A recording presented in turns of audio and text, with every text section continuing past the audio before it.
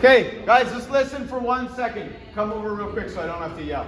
Okay, I hear as I'm walking around, it's the second time you're teaching, I heard a bunch of good things, and I actually heard a lot of different cues that are really good. It's amazing what sticks in a short period of time.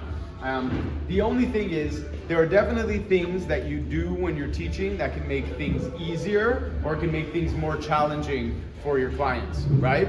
And not everyone teaches the same way, that's fine. So I'm not saying we all have to teach exactly the same way, but sometimes people are doing things like they give too much information. Remember, we're teaching to what are supposedly raw beginners. You can say the exact right thing, you can say great stuff, but if you say it in the wrong way, it will completely devalue it, right? So some people are giving a lot of information. And imagine I came up and I said, all right, I'm gonna teach you guys, we're gonna do the two-hand swing. Okay, two-hand swing, basically it looks like this. We're gonna step back about 2 feet so we make sure that we can hike the bell. I want you to come down, you're almost pulling the bell off the floor, tighten your shoulders, you're gonna plug it and snap it back. And the wrist is gonna go towards your hips. You're gonna make sure you inhale, exhale, make sure there's tension in the breath. It's like this and it's like a boxer, okay? Don't go overhead because the 300 years old person that thought that was a good idea was Greg Glassman. And then you're gonna bring it down and park it with control, right? Okay.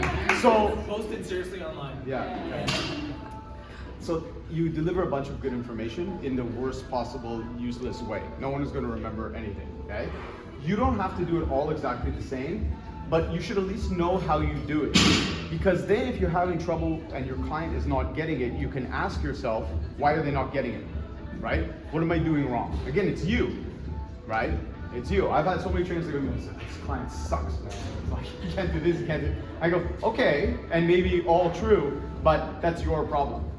Because you're the one that has to figure out a way to explain it to him. Okay? So, for example, before I teach, I say what we're gonna do. We're gonna work on the two-hand swing. I say something about the importance of it. Why are we even doing it, right?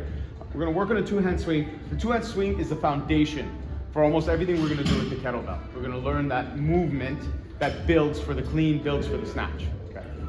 And then I do a silent demo. Some people like to give the information when they do the demo, and that's okay, and some people like that when they're watching it. But I prefer silent demo. So it's like, I just wanna see you do it, this is what I'm trying to duplicate, okay? Once I've got that, if there's a body weight thing we can do, let's do it body weight, and then finally, let's do it all together. So I say what I'm doing, I say something about the importance of what we're doing, I do a silent demo, I break down the skill bodyweight version, then we do the real thing, okay? Now, your process doesn't have to be the same thing, but you should know what your process is. If I ask you, well, how do you teach something? You go, I don't know, man, I just do what I do. And it be what it be.